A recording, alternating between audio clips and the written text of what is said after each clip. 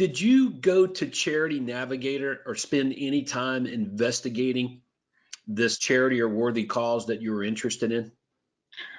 I've been familiar with it just being here in the area, and I have colleagues that have worked with the group. I know they do really good work.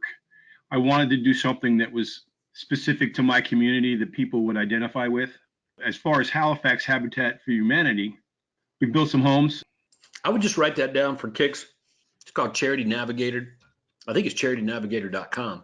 And you should be able to go and research any nonprofit, and they'll give you a ranking on the nonprofit. Here's why I'm bringing this up, is that I would never, ever tell anyone, you or anybody, I would never say, hey, don't give your money to worthy causes. It's the opposite.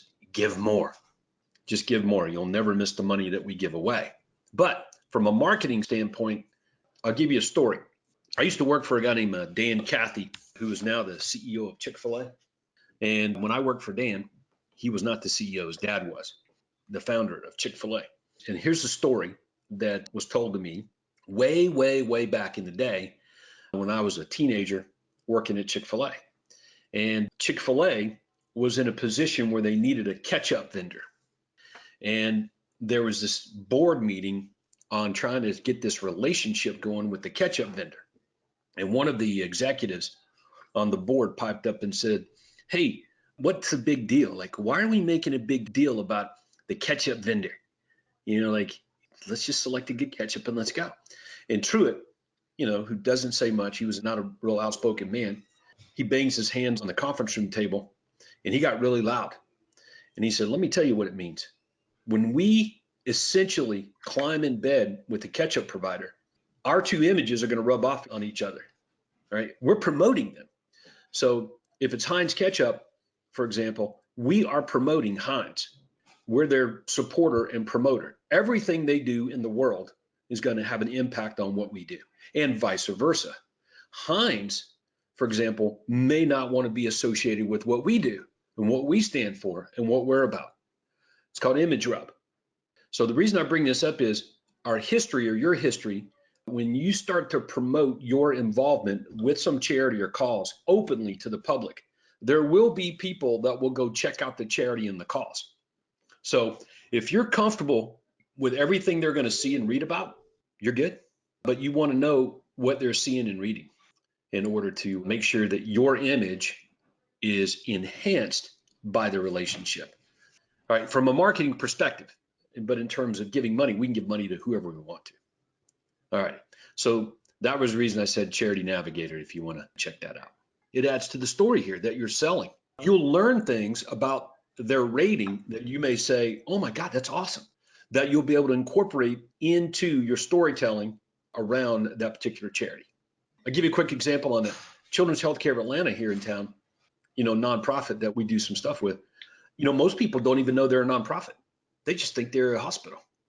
They have no idea they're a nonprofit. So that becomes part of the story. Did you know Children's Healthcare was a nonprofit? The answer is no.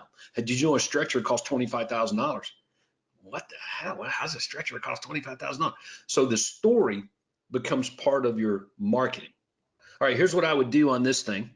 You want to pretend like people reading this are fifth graders. You seen that show with Jeff Foxworthy? So you think you're smarter than a fifth grader? Mm-hmm. So you want to pretend like everybody's a fifth grade education or less and never assume anything. So you want to assume they have no idea what food brings hope is. So you probably want to do something to make that stand out so it actually is the name of a place. Okay. Food brings hope. So what I just did here with your referral offer is I just made that stand out a little bit more like it's its own thing. Okay. Now, is it only children that they're helping or is it everyone? No, it's primarily based around children, kids that are homeless here in the area, kids that don't get enough to eat. Their whole thing is, it started with providing nutrition to kids in schools that were not getting meals, breakfast and after school meals, because their parents just didn't have the money. What you just told me, is that incorporated here in writing? To some extent, maybe not as directly as I just put it. So what you just did is you identified a problem, a legit problem. You identified it clearly. So great job. All right, now you can just picture too, this is an actual video of you right now talking to your databases with those words. So you identified a problem. They were established as a solution to this issue.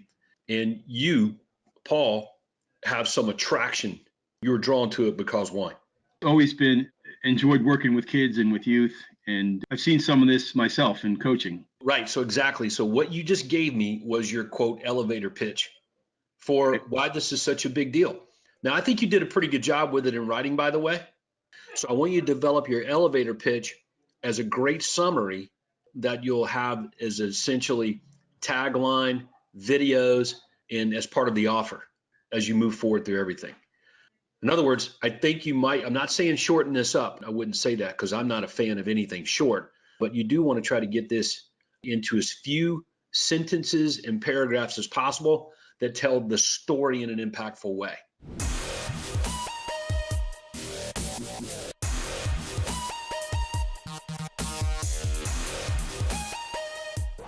Go serve big.